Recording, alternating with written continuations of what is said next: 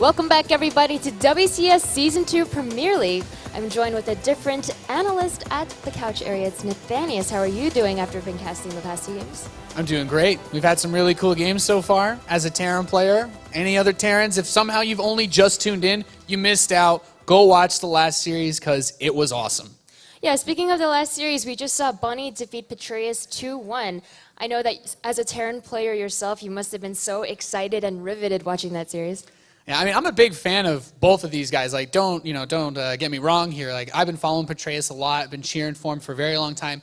He's someone that's taken a really long time to get where he is, like actually being recognized as a good player, making his first Premier League appearance. But, that's when you find out how tough Premier League is. Exactly, and this is it. This is the elimination match of this group. If Petraeus wants to keep his lifeline going, he needs to step it up right here, right now against Kane. Now, of course, we saw Kane in the last season. That was his debut in Premier League. We saw him do very, very well, getting to the round of 8, which is very impressive for his first debut in Premier League. And I'm sure he doesn't want his road to stop here. Yeah, it's really interesting when you look at these two guys going in a Zerg versus Zerg, because the kind of players that Petraeus would have been practicing against, living in Europe, you're looking at ZvZs again, Snoot, Targa, and for the most part, when I think about those kinds of players, you get a lot of like standard strategies. Kane is the kind of guy that will play, I imagine, more aggressively. He learned from guys like, from players like Mooskill, Scarlet, Hendralis. Those are the types of players, so perhaps throwing a little bit more cheese here and there.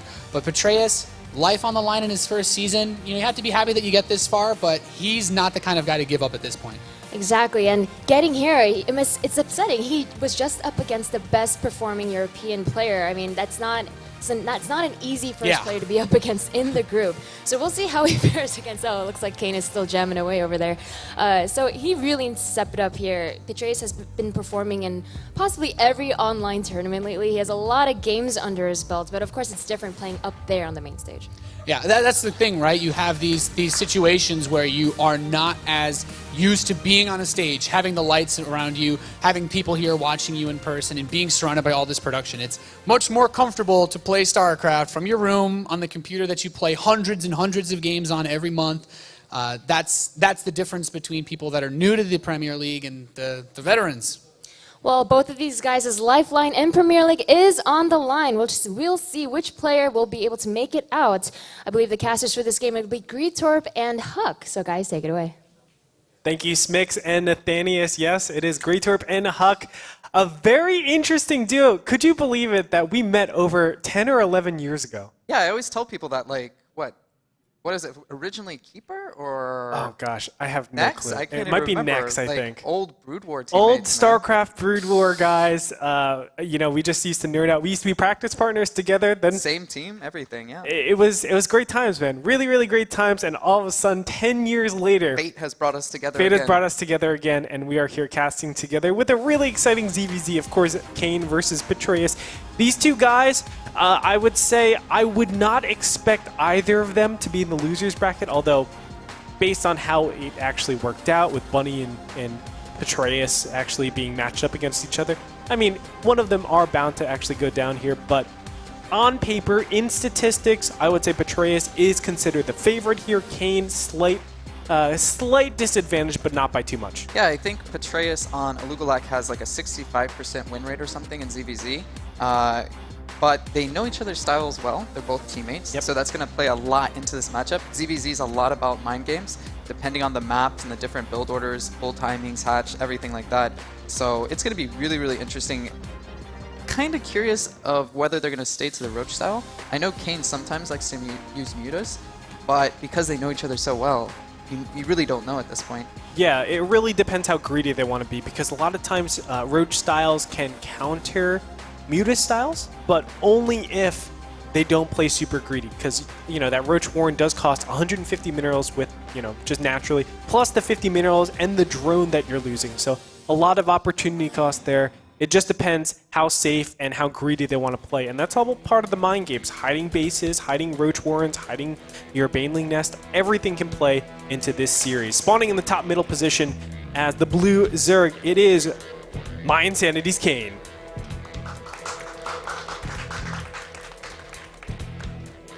And over to the bottom side as the red Zerg. It is his teammate, my Insanities, Petraeus. So actually, I had some time in between the last match to sit down and talk with Kane, and I actually found out he's listening to a combination of Maroon 5, Kanye, and believe it or not, Justin Bieber. That's what he's jamming out to, man. Yeah. So if he wins, he chose correctly, and if he loses, I guess he's gonna have to mix it up next time. Listen to some DMX or, I don't know. If he loses, I definitely know the tracks that he has to get rid of. That's for sure. Nevertheless, I mean, it's important to note that Kane is the type of person that's very affected by his surroundings. We were talking about like how, he's the type of player that's newly adopted this model of trying to relax, trying to stay safe, trying to be confident, and it just gets very difficult to manage when you're on like a downwards momentum, I think. Yeah, it's really hard to say. It's like the new style he's trying to do, like the vacation and everything. Petraeus specifically told me that he didn't want me to bring this up, but if Kane loses, it's because he's been on vacation, and if he wins, he's just that much better of a player. He doesn't have to try. That's brutal. But Petraeus, Petraeus in his own right reminded me kindly that he was in DreamHack France on vacation too, since I think he lost the first round. So they both have come off some detailed vacations, and they're both hopefully going to be pretty relaxed, and they can actually show us like some top-level ZvZ here in this matchup. It is the kind of thing where it's like expectations are kind of low for yourself, so you can be like, whatever happens, happens. I've already made this far. It's we can take those shots, man. I know. I'm a pro player. I can say what I want, I guess. I can't do the same though. Okay. Even though I normally speak my mind no matter what. Yeah, of course. So they're both playing pretty safe here, opening pretty standard, not too risky on either side. One thing to note is how both of them are not going for gas at the ordinary 3 minutes, or I would say anywhere from 2:30 to 3:30 or 3:20. Normally you need that metabolic boost out super fast, but they're playing the map Vani Research Station. If you ever see a Zergling all-in, you could just plug 2 queens at the ramp, and you have everything defended pretty nicely. Yeah, that's one of the very key aspects of ZvZ early game, is just how big will your choke be at the natural, and because of obviously this map, it's going to be one ramp, and they can easily block it, so they don't really necessarily need that speed, and they can drone up a little bit harder. Early Zerglings will start to traverse the map, although Kane actually... okay, he's trying to put damage on these Zerglings in order for his queen to be able to basically one-shot or two-shot any of these Zerglings that try to actually enter. It's a lot of denying information in this early game stage. It's a lot about understanding what your opponent is capable of. Are they doing Zergling bailing all-ins? Is there a +1 roach timing or something like that? These are things that you really have to consider, and you have to be able to defend against. Zergling will get in here and sees that there's no extractors up. That's actually a really critical thing, making Petraeus play a lot more efficient against his opponent, because now he's like, okay, there are no all-ins that can ever happen to me. Drone non-stop. Yeah, all day. And he didn't really have to sacrifice that much either. Usually you have to sack an Overlord, or you got to commit a lot more. But at this point, I mean, 2 Zerglings, not really a problem. And they're both going to start actually hunting for Overlords, sending 2 queens each to go do a little search party, I guess. And it looks like he will find one. Man, these guys are... He can do this safely, too. He knows that there's no Zerglings with Metabolic Boost out in the field, so he feels very, very content in being able to push out. Looks like Kane is actually doing the same exact thing, hilariously enough. But Kane is the one playing a little bit more greedy, because he hasn't been able to see whether or not his opponent is getting that Metabolic Boost up and might have Zerglings out in the map. It's like these guys have kind of scripted each other's builds before. They know exactly what each other are doing in the ZvZ. Yeah, that's what's the weird part when you play someone that's a teammate, someone that you play a lot or you watch a lot. They both know each other's style really, really well, and it's going to be really interesting because there's just so many mind games that come into ZvZ. Obviously, you want to keep droning as much as you can, and you want to have that slight edge going into early, mid, and late game. But at this point, they've been pretty evenly mirrored, I would say, doing almost exact same thing at the exact same time of each other. We do have the deviations of the first 100 gas going to Metabolic Boost in favor for Kane and a later Lair, whereas the Lair goes down immediately for Petraeus. So he's looking to get that tech route, get double evolution chambers, and go from there. Kane is going for basic tech or hatchery tech a lot faster. But it's just, Petraeus is. I'm confusing the names now. That's all right. It's okay. And they're both still like similar paths. The +1s evenly timed. I would say Petraeus, the only big deviation here is he's actually building a good amount of Zerglings. So he may or may not be able to do a decent amount of damage. And it's going to time really well because Kane is throwing down his 3rd hatchery just now as well. So Petraeus most likely going to be able to cancel it and hopefully, for Kane's sake, not be able to do more damage. He does have those 2 queens already blocking the ramp, so he's well prepared for this. Roaches are on the way out right now. I mean, really what matters, I think, the most is going to be getting those roaches out to do this 1-1 timing. That's what you're really centering around. This hatchery is, I hope this can go down. Let me throw it down just in case it goes up, and I'll be able to defend it if my opponent is playing super defensive. With some transfuses, these Zerglings won't be able to do anything. The roaches pop out way in advance, and everything's set to go. Actually, you know, Kane doesn't actually mind seeing all of those Zerglings. He's actually very happy knowing that, hey, I have 1-1 popping out here pretty soon. And those aren't drones. Those aren't drones. Yeah, and they're both going into roaches, and Zerglings obviously aren't going to help that much. I mean, Kane is down, 3 workers now, but he has a decent amount of roaches still, and more importantly, he has the +1 carapace as well coming in. Yeah. So going into the mid game, he's going to have 1 cycle advantage on the upgrade. So That's he's right. evenly matched. So trades are going to obviously be beneficial for Kane. Yes. But Larva is the advantage for Petraeus. He's had that 3rd for a lot longer. He's starting to mine off. You can see he's not getting a lot of drones on there either. He's just sticking to, staying on a small amount, slowly droning up while adding on as many roaches as he can. So he's just getting 1 or 2 here and there. Everything looks very standard though. I love how Zerglings are just patrolling outside of the base. He's not playing defensive, not just doing nothing with them. He's saying, hey, if you move out, I'm going to punish you, kill your 3rd. Yeah, what do you think about what they're going to transition into next? Infestors, perhaps, or Hydras, or try to get, a small clump of Mutas, maybe, to surprise the opponent? Oh, definitely not Mutas. I think Mutas is the wrong choice just because of the upgrade emphasis, and you're never able to bank up that many Mutas. I think, there's a couple of main ways that you can do this. You can go Banelings for, speed Banelings. You can go for something like Infestors to lock down units, get better concaves, and you can go for Hydras. On this map in particular, I think Hydras are the absolute best. You need to be a lot faster. You need to move around the map. Infestors take a long time. Yeah, of course. They need to get like those the double shots. Of course, it takes a long time. You need another 75 energy to be able to do that. So a lot of times we're just going for Roach Hydra, and we're gonna have big Roach Hydra wars.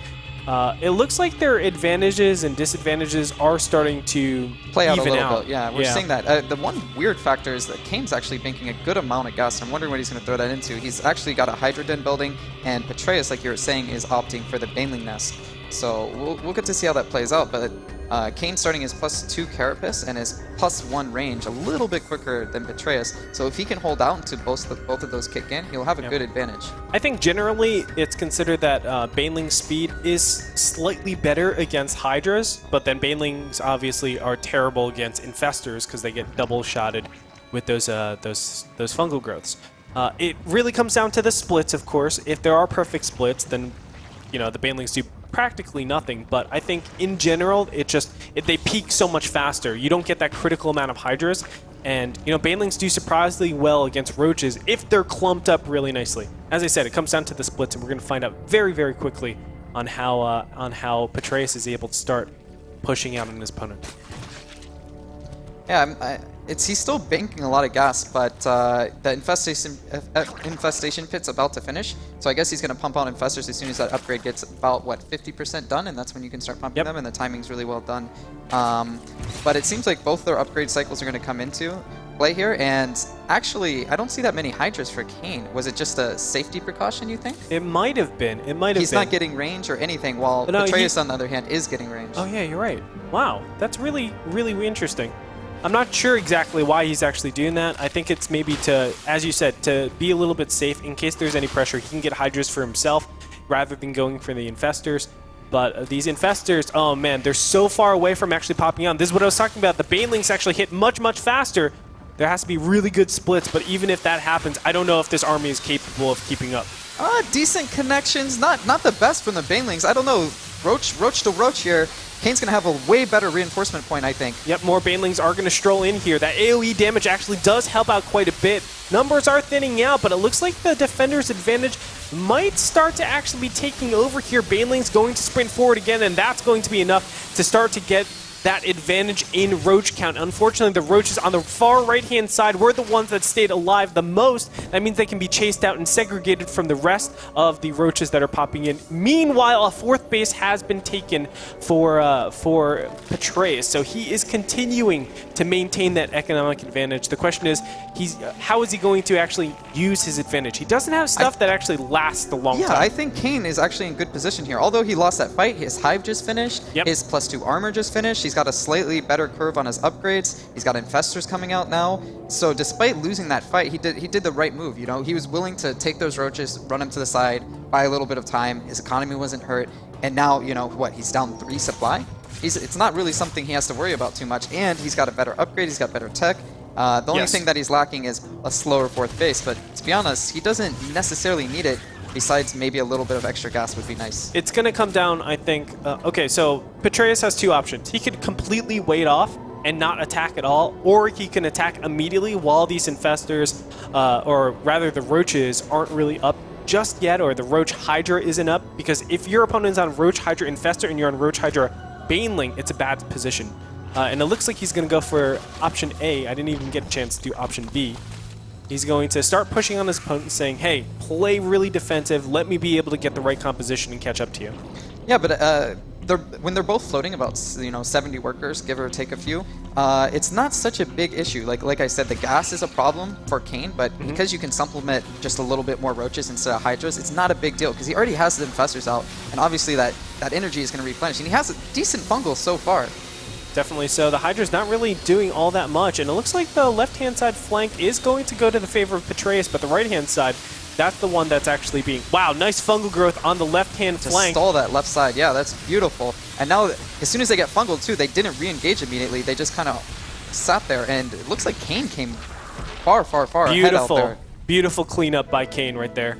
And he's just going to push forward. He can actually push forward for the win, but he can take his 4th base here. I think pushing forward is a little bit risky because you have your advantages still in those Infestors. You know, the Roach Hydra is pretty similar. Energy, right? Yep. He gets that energy back up. He has his +3 coming up. That would be a huge advantage for him. He could just sit back, take a 4th. He's almost maxed as is. It's not. He doesn't need to push the issue right now. And like you said, the battle played out. The Banelings didn't really come into play.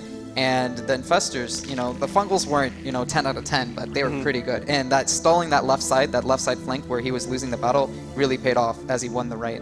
Yeah, a lot of times, as we were talking about, you can just get the better concaves with the Infestors, especially on these open maps. You could back up and move forward as you choose, and your opponent really cannot. They have to commit no matter what, where the Infestors are detonating those fungal growths. Again, Petraeus is going to move out and try to push on his opponent. He's pressured. He knows he's behind. He knows his opponent has Hive. He's worried he's going to fall more and more behind, so he's just trying to take a better engage. But at the same time, those Infestors had time to bank energy, and they have the Fungals, and the engage is going to happen. And Petraeus is going to be a lot of trouble here. It looks like Kane's winning both sides of the flank here. He's dropping Infested Terrans.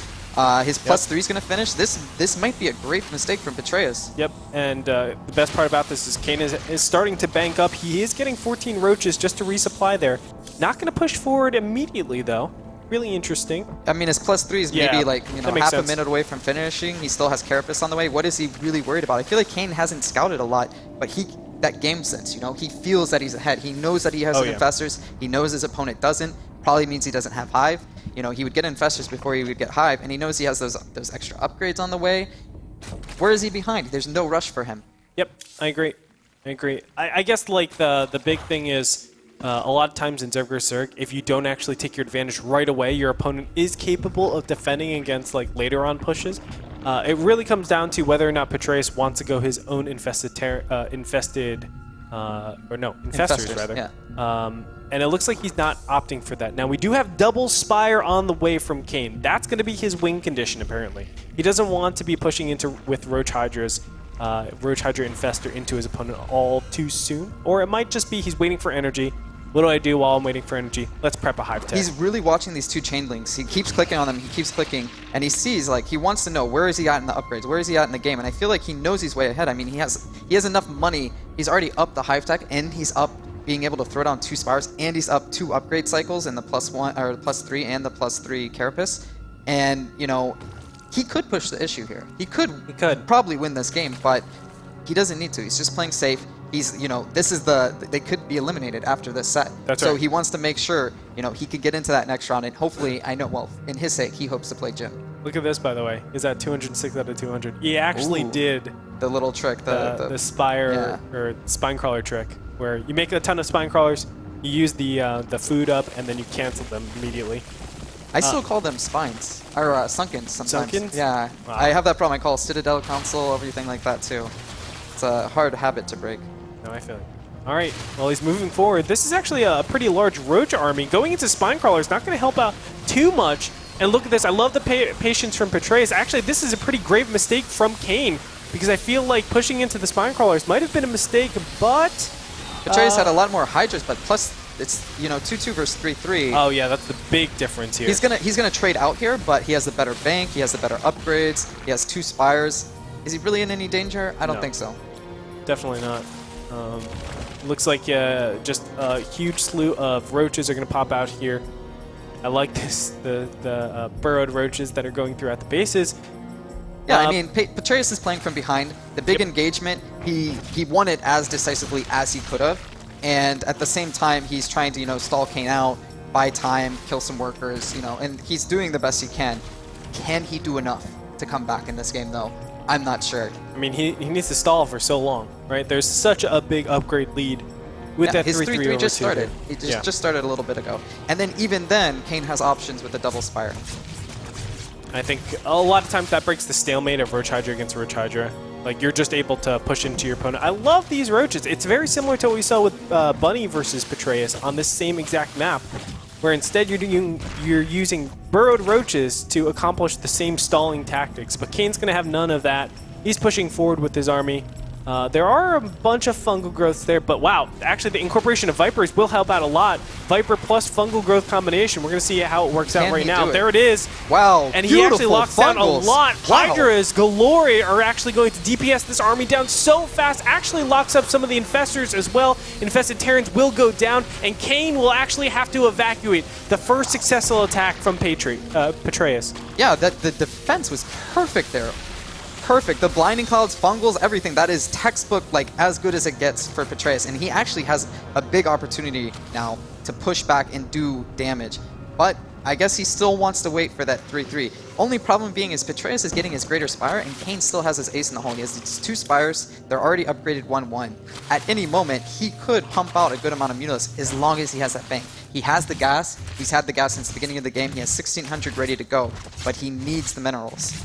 Yeah, I think, as you said, the bank is so important, but like, it's because he's had so many really inefficient trades, and I still think he wants to go for Greater Spire. You know, you can go Mutas, but I just feel like there's just too many counters. Maybe Corruptors to counter the Broodlords? Well, yeah, of course, you can go just air, switch over to air. Great blinding crowds yet again. Great uses of these Vipers, and it looks like Petraeus is actually going to wrap up another nice win over here, denying a 4th base while maintaining a gold. GG gets called out. Petraeus, man, I have to say, he outplayed his opponent. Yeah, it just came down to engagements. Like, Kane had everything he needed to win the game, and just those blinding clouds. The Vipers were the key in those engagements. I don't know if Kane's just not used to seeing that. That's some kind of new trick that Kane didn't expect from Mac, but man, the Kiwi really brought his A-game at the end there. I think so. One of the big things, like, I think Kane just is being a little bit too scared to use his advantages. Yeah, he kind of sat. I mean, he was ahead. He was ahead like 80% of that game, but he just, this engagement. Wow, look at this. I mean, this was a defining engagement that really solidified This is where Kane's Kane got position. ahead, yeah. And then, I don't know. He had everything he needed, but he couldn't close it out. So, like, what goes into that? I guess it's that pulling the trigger well enough, and a lot of people don't have that capability of being able to do that. Are there killer instinct, I guess? Yeah. Is there any reason why you wouldn't actually push across in your mind, like coming from a professional gamer standpoint? I think he could have, especially when his 3-3 finished. He didn't really have anything to lose. Even if he took a poor engagement at that point against 2-2, as we did see, it was still okay. But when you wait until they get Hive, you wait until they get Vipers, you don't have control anymore. If they hit the perfect fungals, if they hit you with the perfect binding cloud, you can't move. You can't do anything. You know, you lose options. It's in your opponent's hands to outplay you. Where if you attack before that, and they only have Roach Hydra, and you have Roach, Hydra, and Festers, you all of a sudden have that control. You have the advantage. You determine your own fate. And I feel like Kane he wasn't ready. I mean, it wasn't a bad choice, but at the same time, he did let his opponent come back into that game. Yeah, it's definitely not the Kane that we've been used to seeing. I feel like, you know, we kept talking about this confidence issue of, you know, he is, or I think players in general are very confidence-driven type of people, where if they lack confidence, they're not going to be winning, or in the long run, they won't be winning. And I think we're really seeing a lack of confidence in overall Kane's playstyle so far today. We're seeing a lack of his capabilities of just being able to make the right moves at the right time when they're the most decisive. And too many vacations. He's too relaxed. He's just it might be, man. Doesn't have that killer instinct anymore. Because some people just say, you know, sit back, macro, just maintain, and yeah, when you're ahead, get more ahead. When you're that day 9. But day sometimes getting more ahead is just pulling the trigger, man. Yeah, I agree. I would definitely like to see him be a little bit more aggressive. I think he knew where he was at most of that game. I don't think he knew that he could lose. I don't think he considered the Vipers, to be honest. He's all smiles still, man. Cute kid. I know. He's relaxed. He feels it. He knows that it shouldn't. He needs to shake that little hand warmer a little bit more. That's tough thing control, I hope bro. someone got a gift from that first VOD. If not, I'll have to go back and get it myself. Oh man, it'll be on the SC2 highlights, man. It'll be the best. All right, well, we are getting into game 2. It is match point right now for Petraeus. If he takes this game, he will eliminate Kane in the round of 32. Starting in the bottom right-hand position as the blue Zerg, it is My Insanity's Kane. Representing Canada. And his opponent, representing New Zealand, the red Zerg, it is My Insanity's Petraeus.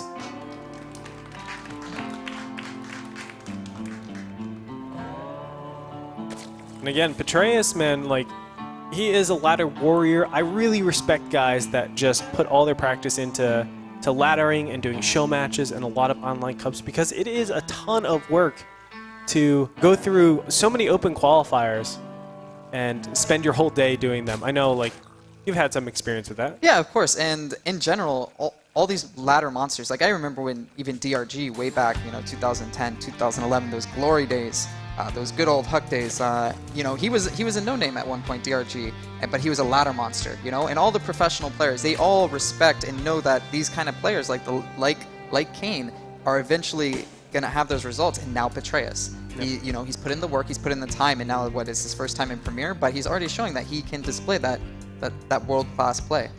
I remember the days when I was playing against Petraeus. Yeah. When he was down in my MMR. I was like, oh, are you named after the general? He's like, no. I was like, okay. Good that's talk, good. Man. Well, good luck, bro. And then all of a sudden, a couple years later, I see him over here, and he's actually ranked like 6th in the world for non-Koreans. Yeah, he's very good. I mean, even recently at DreamHack, what was it? Revolver beat MMA or something?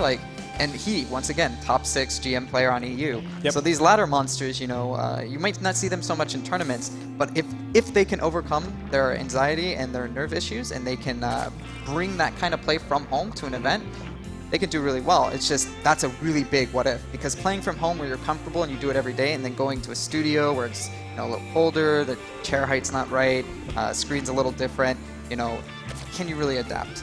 Yeah. But he's showing that he can. Definitely so. I mean, even his match against Bunny, it really could have gone either way. Yep. It was very close. Very close. Nevertheless, we do have a very standard opening coming out here from both these players. We're seeing the hatch pool and gas. The gas is at the normal times. This is probably the most common build that you'll see in a lot of the Zerg repertoire for all the matchups. And this is followed up by like metabolic boost and baneling speed. The main things that we need to look, or not baneling speed, just banelings, baneling nest. The main things that we need to kind of take a look at is when an evolution chamber is going to be dropped in the next couple of minutes, and if a Roach Warren is going to be dropped, because obviously that signifies a lot of aggression. Otherwise, it should just be like Zergling baneling for a long time here. Yeah, but definitely from both players a more aggressive opening. I mean, when you have these larger ramps at your natural, like we said last time, last match, this isn't Bonnie. You know, there's a lot more options when you're on 2-base versus 2-base than before.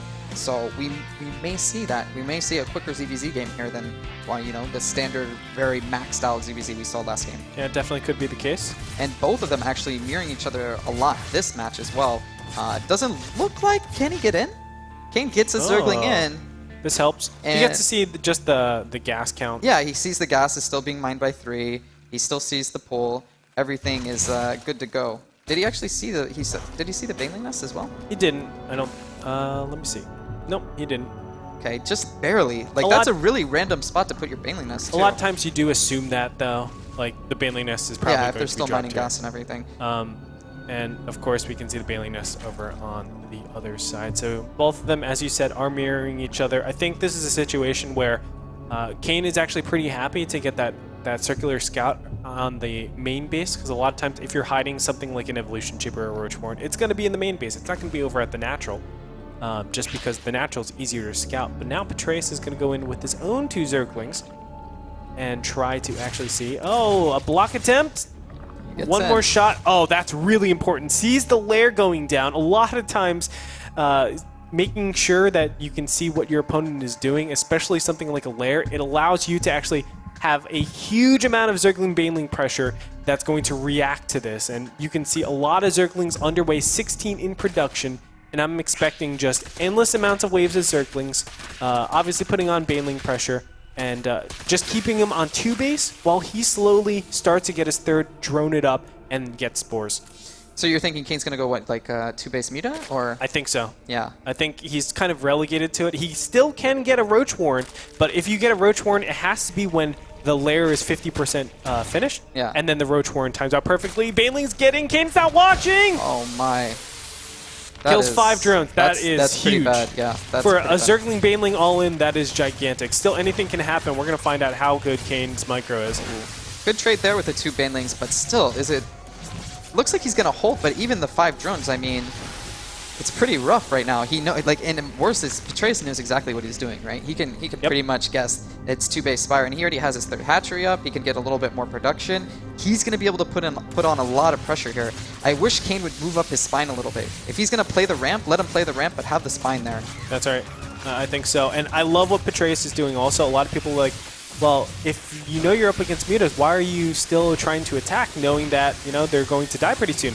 No, you actually tried to trade out, force Kane to build as many banelings as possible to reduce the bank of both minerals and gas, but most importantly gas. For every 4 banelings that are made, that's -1 mutas. That's how you're going to be able to defend against. Oh wow, huge flood of Zerglings mutas. getting into the main. And it looks like Kane had banelings on the way, but just not quick enough. A queen pops up, but he's gonna lose this queen, and then he's gonna lose some drones most likely as well. A lot of drones. Of course, that baneling is going to be morphed. It stops. Oh wow, really nicely good micro done so far. Yes. Yeah, he actually morphs one of the banelings, and then of course the other banelings are going to crash into that. Finally, Kane is able to clean this up, but another swell of Zerglings are on the way over. He only lost 2 drones at the end there. So not so bad from Kane. Pretty good defense considering he had, what, like maybe 20, not 20, like 15 Zerglings in his main base. Yeah. I mean, that's the most ideal situation that you can have, I think. Yes, and I really wish he'd move that spine up, though. It's just been kind of sitting there, not really doing as much. If it was up closer to the ramp, it would have got a lot more extra hits there. Denied some banelings. Some counter pressure going on. The constant tug of war of Zerglings and banelings. It's going to change soon, though, with 6 mutas popping out very soon. That's right, man. Queens are out in the field, though. You can see the connections are up as well. This Zergling baneling probably will not be able to do anything, as there's just too much defense here. Really well played by Petraeus so far, as he's going to start sporing up. Spore crawlers do an immense amount of damage to these mutas. The mutas ordinarily will be able to kill a lot of overlords too, but you look at the map and Petraeus has done a great job at being able to keep the Overlords off the wow. map. He just threw down his first spore, though, at his natural, so he's going to lose a few drones here. He has enough queens to defend, so he's not really going to lose the game to these mutas, but he could take game-ending damage if he loses too many drones. We'll find out. Nice little transfuse there. A little fancy. I mean, he knew the mutas were going to come. Yeah. I wish he would have got the spores a little bit quicker. It really is him playing, I guess, a little bit greedy. Yeah, and he's like Kane's doing a beautiful job rotating between base to base to base, and these queens every time they got to walk back and forth, back and forth, back and forth. But the aerial range from base to base isn't that much. Yep. Well, it looks like the harvester count is actually evening out quite a bit, 50 to 50, so that helps out. Petraeus feeling the squeeze here. He's going to throw up a Nidus. We're going to see a queen all in here. It definitely could be. Like a Roach Queen. That's one of the main responses that you can do against these mutas. The other response you can do is obviously Roach Hydra. Oh, he's going to spot it. He's going to spot the Nidus. So he knows what he's playing against, and he's not he doesn't have too many mutas. He's not committing. He's not over-committing to it. He's actually building a lot of roaches at home, so he could defend this pretty easily. And he has all information that he needs, and he has good Overlord spread on the map still. So Kane in pretty good position all of a sudden. Really nice, actually, multi-attacks going in. The third base was under fire a little bit there. Had to pull drones. Meanwhile, the Queens were trying to defend Nidus as best as possible. It was being transfused, so everything's all good to go there. I don't even think Petraeus is going to pull the trigger on the Nidus at this point. I don't think so either. Like, there's just no too obvious. way. Yeah, he knows everything. He's already making roaches. But the thing is, with Kane's build and what he's making, you know, he rules the sky. He's already making roaches against what Zerglings or Banelings or roaches anyways. So he's already defending against whatever Petraeus can do. And he's getting his own third base up, droning up a little bit, getting upgrades. So in every way, he's in good position. Yeah, I mean, the supply is way ahead for Kane, actually, which is super surprising considering the beginning stages. I mean, all that hard work that he did with the Zergling Banelings, that Petraeus did with his Zergling Banelings in the beginning stage, kind of was nullified just by 6 mutas. Yeah, he killed way too many drones. I guess Petraeus' internal clock, as far as when those were going to come out, was a little off. And Kane behind in workers, but up, what, 30 supply? So he's going to definitely try to do some damage here. He's pushing for the win right now as Queens move over to the side. Now, it is still really difficult to actually push into this because the Queens give a lot of longevity to these roaches. If he gets good transfuses off, we're going to find out right now as there's a nice surround coming in as the roaches from Kane are going to try to pressure up. You can see the transfuse is being used really effectively, but is it going to be enough? It looks like yes. Kane is going to be pushed back, so it just shows you how well those Queens can deal with, you know, mass anything. But another swell of roaches are going to push forward. Is it going to be enough as those Queens had to be displaced for those Mutalisks? I like this. There's an overmatch. Yeah, he's got way too many roaches. His +1 finish. They're on even upgrades. He's got way more roaches, and he's pulling these Queens. You know, he's got the mutas killing the extractor. He's got the roaches attacking the queens. And great isolation. Look at this. The mutas are actually going to come over to the side where there's only one queen over there and be able to put damage onto the roaches. Still, he needs to be careful as the roach count for Kane is starting to thin out. Queens are going to be pulled forward, and the right-hand side flank is starting to die, but again, those mutas are reigning supreme, and they're going to be able to sprinkle damage onto this army as Kane starts to move away. Yeah, he loses the right side, but the left, he was killing drones left and right. Very nicely played by Kane. I mean, we really thought that the game was looking very bad. He was behind. Yeah, yes. He was behind, especially after the Banelings killed about, what, 5 drones? 5 drones. That was rough. But additional kills from the Zergling Baneling. I mean, that was a situation where almost the reverse of game number 1, where Kane was the one that was fighting from behind. Petraeus, all he had to do was slightly defend against it. He would have been in good position, but, you know, of course he didn't, and Kane was able to actually pull the trigger this time. Petraeus was a little too aggressive, and I think a lot of the smaller skirmishes, like, you know, trading, you know, 2 Banelings for 3 Banelings and 2 Zerglings, or, you know, those slight edges. Kane won a lot of those small, scrappy battles, and then obviously when the Mutalisks came out, you know, it was not great for Petraeus. He wasn't prepared for some reason. No. Just a little bit unfortunate for Petraeus, but now we're going into the match point, which is probably the toughest position, I would say, to be in for WCS round of 32. As, you know, just one small mistake can determine whether you get knocked out of the round of 32. And we go back to, you know, like, the whole idea of mutas and using queens to actually defend against it. You know, we were talking how, like, the Nidus play is going to ordinarily be good, but to defend with queens, it just doesn't have that much, like, huge power. you know? Yeah, and he was chasing the mutas. You know, the mutas can go from each base a lot quicker than those queens.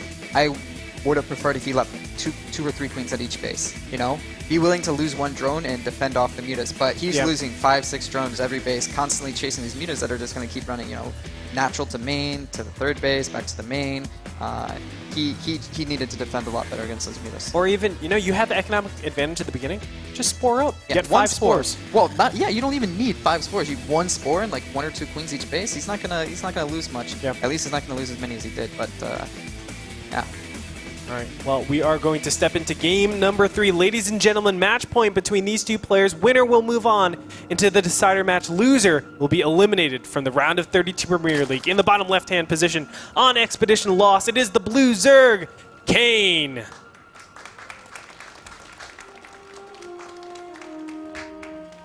And his opponent, also his teammate, it is the red Zerg in the top right-hand position, Petraeus.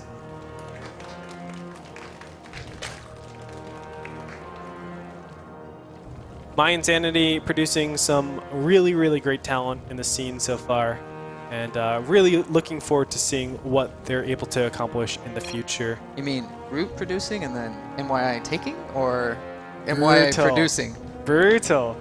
Go on him, man. I can say the things the other casters can't. Well, they still are cultivating a good scene. Oh, okay. Yeah, of course. Both teams. Yeah, of course. I love both teams. I think. I mean, I don't have room to speak. I was like the ultimate betrayal of Liquid, so come to the dark side, everybody. It's true. And now I'm a caster. I don't think Victor would ever take you back. No, he'd take me. Are you kidding me? Victor loves me too much. All right, guys. Well, again, match point. It's going to come down to the wire. I'm actually very interested to see if these guys actually go for the 14 pool or they go for the 15 hash. And it looks like Kane going for the more defensive route. I don't think either player has the massive advantage. Petraeus gets like an extra drone from this. That's it. It literally comes down to maybe like 30 to 50 minerals, I think. Really? It's something Jack attack statistics here, man. Go on him. I do a lot of math, man. Okay. You know, math's like my favorite pastime. Makes sense with the poker and everything now. Yeah, good for you. That's all I do. All day, every day.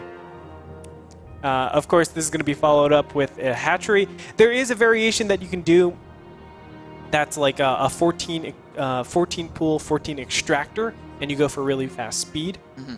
So one of the main things that we're going to see Petraeus look for as soon as he sees the timing of this hatchery is this going to be like a 5-minute, 30-second all-in, or is it going to be like standard, 6-minute metabolic boost timing? Do the rocks play a lot into ZvZ on this map, or? I wouldn't. Okay. I would say so if we see roach-based plays. Obviously, we can see that roach-based versus muta-based. But is it going to get to that point? I mean, it definitely could. I think in general, though, muta-based plays on this map, for that same exact reason, is not the highest EV play that you can make.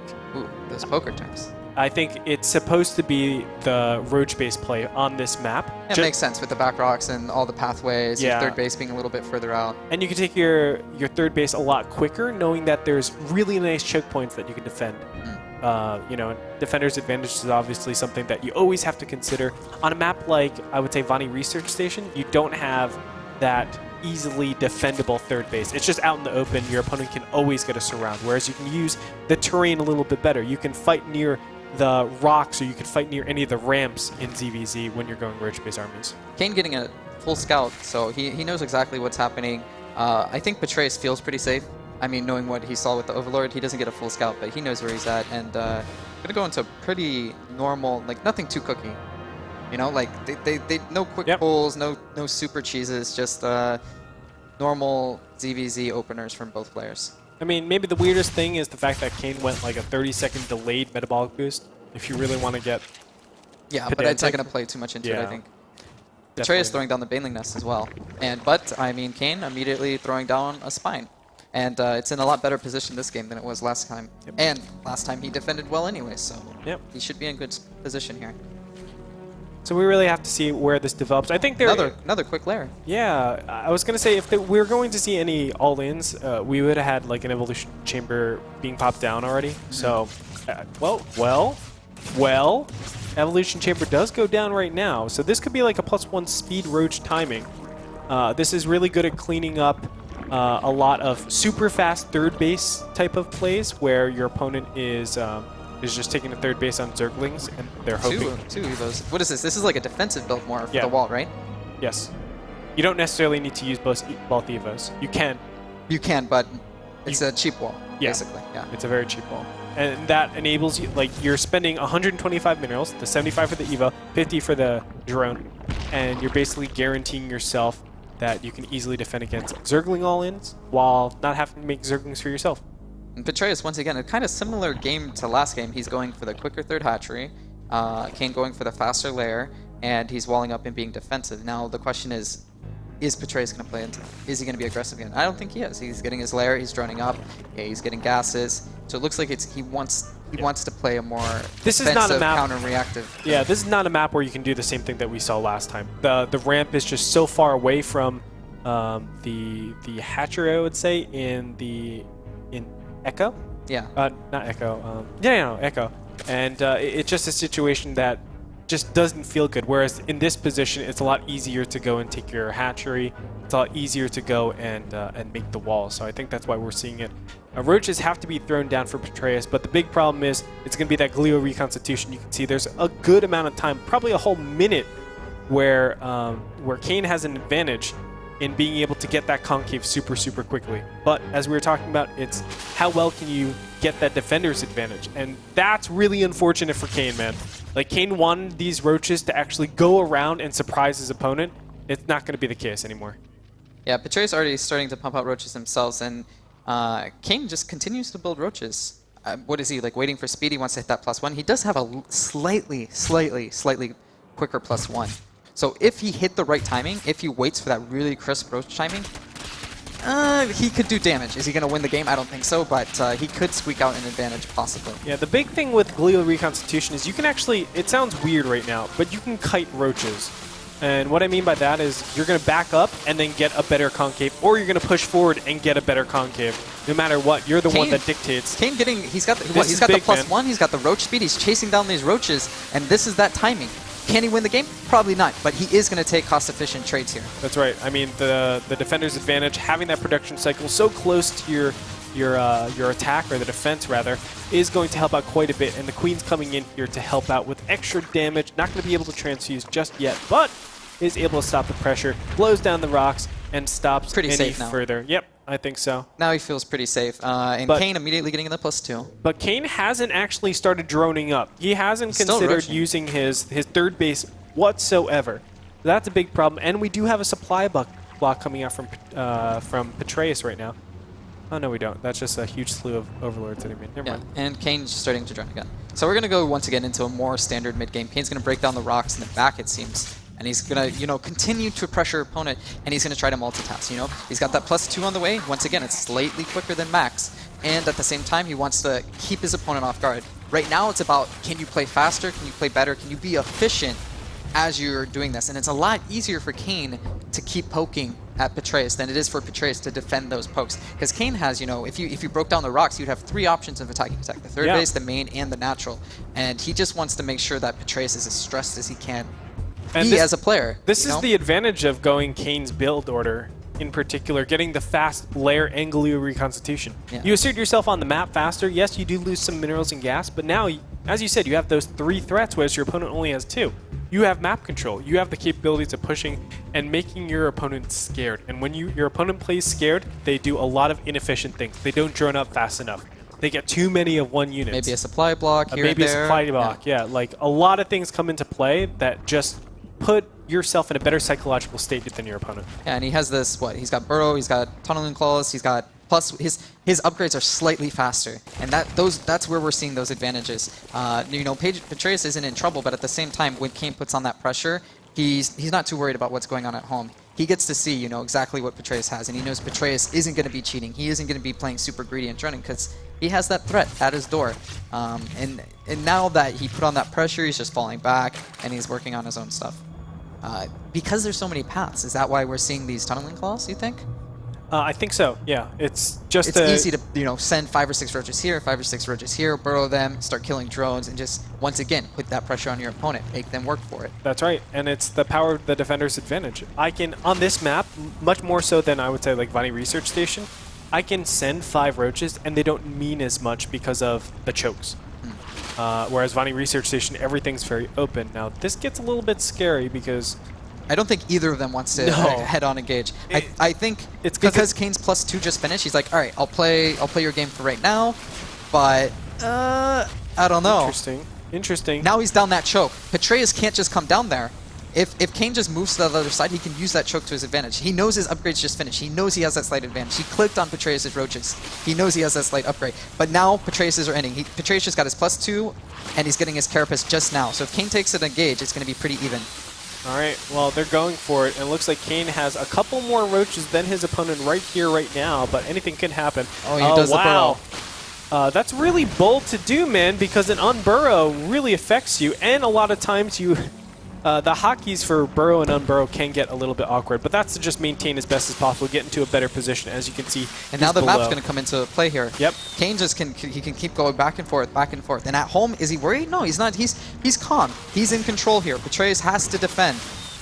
Oh, and that Spore Crawler actually affecting Kane a little bit right there. Yeah, messed up his concave a little bit. And I think Kane actually has to evacuate from this situation because there's just too many roaches. He will go ahead and back up from there. These guys trading back and forth. You can see they're actually not looking to go Hydras or anything because they're favoring that mobility from the roaches and, of course, the roach burrow to actually come out a lot more than Hydras. Petraeus with a good defense, though. He's on top of it. Yeah. He knows what's happening. I would have liked to seen Kane behind this, started at +2, started maybe Hive, something Infestors. Because he had the money, he had the ability, but it's actually Petraeus. While being attacked, while defending the burrowed roaches, he's taking his 4th base. He's staying calm, staying stoic. So crisis management, A+ so far for Petraeus. I think so, man. I definitely think so. And it's kind of evened up, Kane has a slightly bigger bank. He has a slightly bigger army. But at the end of the day, if you have roaches and you got the defender's advantage, you're going to be able to hold on. Kane's squeaking in some roaches, though. We will be able to kill Queen here and potentially... drones, maybe?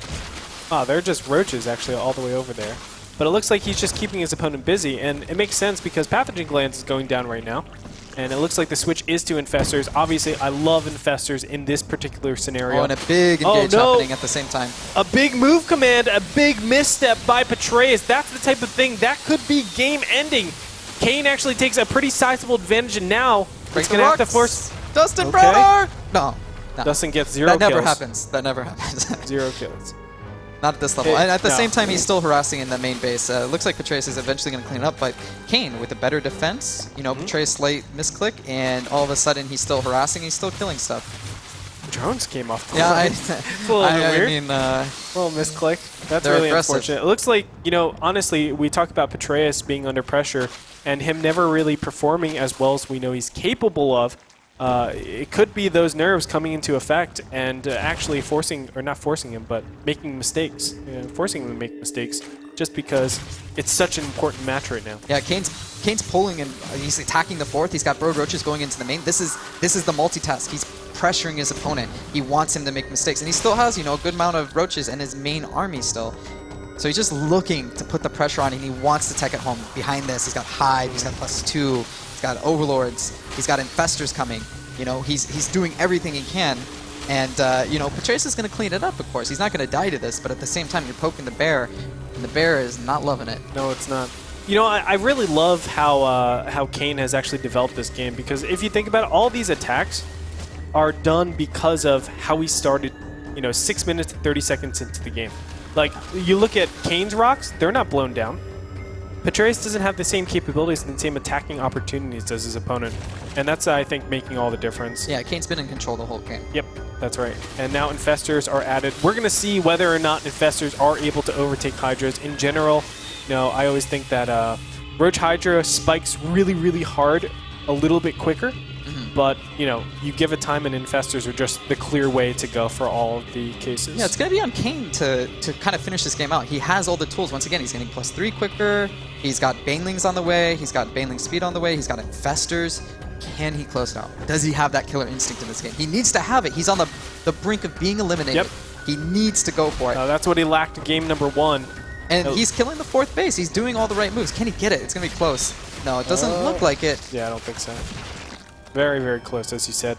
But it just buys more time for those infestors, man. They're just gaining more energy. And let me tell you, there's a big difference between 4 and 8 fungal growths that pop down here. Yeah, and this is risky. I really don't think Petraeus should break down the back rocks, kind of force his opponent out of this choke, because I agree. Kane would love it. He would love it if Petraeus moved down this choke and here. could fungal and baneling bust him. Oh, look at that. Actually baiting out one of the fungal growths, and 2 burrowed roaches are going to be able to get up here, but, well. I think he could force his way up there, to be honest, at this point. I mean, but he has +3 in the way. He doesn't need to. Yeah, but he definitely could, but when you do something like that, you're kind of negating the power of your fungal growths, because you're not giving, you know, like a superior advantage for yourself. Yeah. And a lot of times the whole point of getting those infestors is to go for that, you know, huge line versus the huge line. And I like what he's doing instead. This little guerrilla warfare here. He sends out a little stealth squad. And I mean, at home, he has the tools. He has options, because infestors aren't just a roach. It's, you know, fungal. It's controlling a choke point. So he can still defend at home while doing this. But he needs to, yeah. Petraeus opening up this back path at the same time. This is what we were talking about. He needs to put the pressure on Kane. Kane needs to feel that burn, and he's just doing that now. At the same time, he has, you know, 7, 8 roaches on the other side of the map. This could be Petraeus' chance here. Yeah, this is... And he's guarding that ramp. No. It's putting Kane in such a hard position. He can't move up. I mean, this is a big mistake from Kane, but a great execution overall from Petraeus. Now putting pressure on that 4th base, too. Kane trying to put pressure over at the natural as well, but Kane doesn't really have a way to go back up into his main base. You know, a lot of times how you are able to overcome the infestors... He's sacking it at this point. He started a layer in his natural. He's got +3, almost finishing. He's got Carapace, you know, 40% way done. He doesn't want to risk it. No. And Petraeus is making the right moves to come back into this game. At the same time, Kane has that little squadron, that little stealth squad that has done damage, but he lost his main base. Okay, let's talk about just the harvester count so far. It looks Hit me like with the even. numbers. They're still even overall. They're still maxed out. If we look at the units tab, though, 15 Hydras and 4 infestors to only 3 infestors from Kane. So Kane has not been able to keep up. And actually, Petraeus has the advantage in army composition. That can actually come to affect him right now. We're going to find out. Fungal growth on top of the banelings. And it looks like Petraeus does have a good concave, but there's just not a lot of units here. Yeah, he had a lot of roaches in his main base trying to kill that little stealth squad. Oh, no. And this might just be too much. I mean, units were just scattered all over the place. Kane able to push forward, now breaking apart the concave of Petraeus. Kane, will he be able to deliver the final and killing blow? That's going to be the big question. It's very difficult. Spine crawlers are there. A nice fungal growth to keep all the Hydras in place. He's actually going to target a lot of them down first. Hydra's trying to sprint back. But it looks like Kane actually just has an insurmountable advantage at this point, although roaches are coming in from behind. It's so close. Wow, this is kind of crazy. Of course, Kane trying to do his absolute best. Burrowed roaches are going to pop up yet again. Kane has to do something, though. Petraeus is on, what, 1, 2, 3, 4, 5 base, and Kane's stuck on 2. But, you know, their income is actually, well, actually, I'm wrong. Their income is not the same. Kane has the bank. He doesn't have the larva. He just doesn't have the bases to produce right. He's at 2k minerals. He's at 3-3. Petraeus is on 2-2. But Petraeus can reinforce a lot quicker. He just doesn't have the hatcheries. You're absolutely right. You're absolutely right. And he's only on 1 base economy because the natural has mined out. Wow! What looked like a good position. It seemed like Kane was way ahead, but all of a sudden, he just can't make the units. You know, if you could take that 1.2k, if you could turn it into that many roaches, he could have closed out this game, but he just can't do that at this point. That's like 30 supply right there. And as time goes on, he has the upgrade advantage, but he just doesn't have the infrastructure anymore. Yeah. Wow, such a huge shape. Getting caught out of position, I mean, that's what ZvZ comes down to a lot of the times. Yeah, losing your main base, losing your 4th base. He did damage, but, you know, still, Petraeus, he's got the hatcheries, he's got the income. As time goes on, he's going to pull farther and farther ahead, and I think Kane's, like, he's losing his grip on this game. A very chaotic series, Mr. Huck. Everything is just spiraling out of control for Kane at this point as Petraeus is starting to muster up some sort of attack now. I mean, really, the ball's in his court. How to close out this game, as we can see, the supply is 180 to 120. It really shows in that income, as Kane is about a base down in terms of income than his opponent. So just a very tough situation. Kane trying to do absolutely anything that he can, but the army supplies are also showing 140 to 90. Kane and he's going to have to cancel his, what, third base? His new third base? I think Kane just didn't realize, you know, he felt like, you know, I have the upgrade advantage, and then all of a sudden he realized I got 2k bank and I just can't spend it, you know? He didn't realize that he was down so many hatcheries and he didn't have that reproduction, and all of a sudden, you know, he had the advantage in the battle, he was winning all the skirmishes, it looked like he might be able to close out the game, but Petraeus could just reinforce so much quicker. Yeah, it's so crazy. Oh, go ahead. I'm just like, Kane still has a shot. If he could get maxed and he can engage before Petraeus is 3-3, maybe. But it's really hard tough, at this point. That's really... I don't think that's even mathematically possible at this point. I mean, Kane's doing everything he can to stay in the game. You can see it's 160 supply to 200. And we did have a situation like this before on Vani Research Station, where Kane was the one that was in the reverse spots, and he did end up losing. So anything can happen, like, for sure. Kane doesn't have the options Petraeus had. Petraeus made that happen with the Vipers, you know? Yep. That was his ace. He used it, and he used it really well. Like, he has the same thing, except the worst army. He has less Infestors, less Hydras, and he only has, you know, the same amount of Roaches, maybe. Yep. All right, well, it's going to come down to these concaves. It's going to come down. Nice fungal growth to start things off. Kane does not want to push down there. It all comes down to, oh, wow, the Vipers, I mean, as you said, they're in perfect time. They're going to push forward a great blinding cloud. Petraeus can sit down there all day. He just keeps picking off reinforcements from his now natural base. He can continue to push into his, you know, he's just containing him with this choke. And Kane's going to do a little flank, try to get around. Oh, he gets all the Infestors. Growth. Can he kill them? Can he close it? Oh, I don't know if it's enough right now. I don't think it's enough. Blinding Cloud is going to stop this army from actually engaging fully, and now Petraeus is the one that's actually pushing his opponent backwards. Petraeus goes up into the third base now, which Even is now, the most critical. The buildings are going to, you know, act as a choke point. Like, Kane can't take a clean engage here. Yep. Hatchery goes down, but it's just not looking good for Kane as the supplies are spiraling out of control, 175 to 90. Not looking good at all. Kane going to do his last defense, but it will not be enough. Ladies and gentlemen, Petraeus will be the person to go into the decider match. GG. Wow. Crazy game. Kane obviously being very smiley still, very manner, shaking his teammate's hand. You know, class act. Definitely. I mean, Kane, you can always expect a really good you know, overall aura, and whenever you're hanging out with them, he just brings out the best of people, I think. Yeah, I'm glad to see him still in good spirits, but what a crazy game, that third game. I don't think if you ask Kane, you know, how's that ZvZ going to go? I don't think he would have said he's going to lose in that way. I mean, losing basically because you didn't have the production, you didn't have the hatcheries, you didn't have the larvae. I mean, if you took a look at the battles, he won like 5 battles in a row pretty decisively. And then it was just one. He had control the whole game. He did. If he had an Overlord on top of his rocks, he would have been able to see that movement. And, you know, it stinks, but it's like those tiny little things that you always need to be careful of, and it slips your mind because you've had the aggressive stance the whole time. You never had to worry about defending. You never had to worry about, like, burrowed roaches. And then all of a sudden, boom, you're being surprised. You're caught out of position once. You'll lose your main base. I mean... you said I mean, kudos to Petraeus. We called it. We said, you know, he needs to take control. He needs to be aggressive. He needs to break the rocks. And then he broke the rocks. Look what happened. He all of a sudden put himself in the position to take a big advantage and then win the game. I mean, it's a really intelligent play by Petraeus overall, and we're going to find out what he has to say about that series. We're about to find out just now. Petraeus, congratulations. A very impressive series. Another 2-1. I saw you take a deep breath after that. I didn't even see you smile. What was going through your head? Yeah, I don't know. I was very nervous throughout the whole series, so I was more just relieved. And obviously, it's not the final match, so yeah, I'm not happy or satisfied yet. Well, speaking about the games themselves, Game 1 was absolutely crazy. It felt like you were actually behind for a majority of that game until you got a very, very crazy shot of a fungal and blinding cloud. So walk us through that.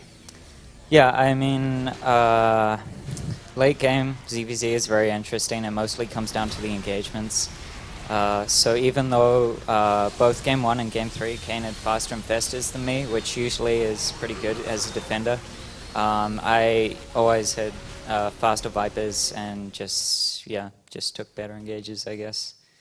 Well, speaking of that, in Game 3, it was also a similar situation where it felt like you were a little bit behind, and then you made a decision that switched the game around.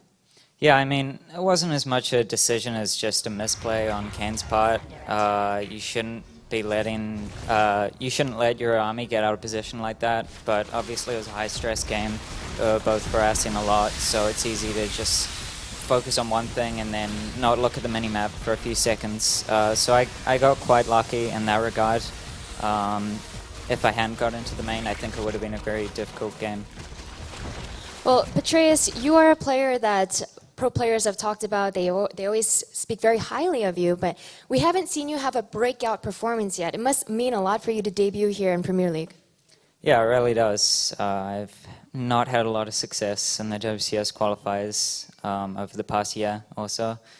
So yeah, it means a lot to make it here, and I don't really know what my expectations are, but I'm pretty happy with how I've done so far, and I really hope I can win the next series. All right, well, thank you very much, and best of luck. Petraeus will be going up against the loser of our next match. It'll be the winner's match of Group A. We'll see if Bunny will be able to keep his title of Best Foreigner alive and advance in first place, or if Jim will be able to make the round of 16 for his third time. That's coming up after this break.